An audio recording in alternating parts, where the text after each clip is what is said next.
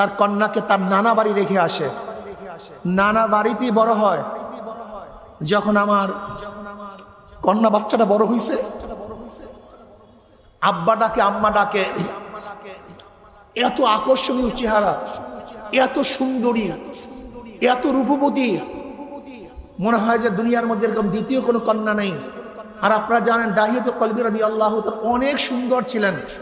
গোটা আরবের মধ্যে সবচেয়ে বেশি চেহারাওয়ালা ছিল দাহিয়াতুল কলবি রাদিয়াল্লাহু তাআলা।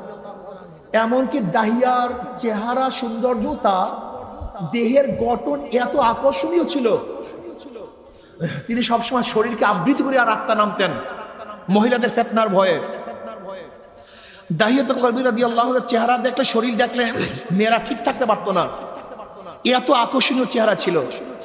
সেই দাহিয়ার সন্তান, কন্যা সন্তান অনেক সুন্দরী, যখন বাচ্চা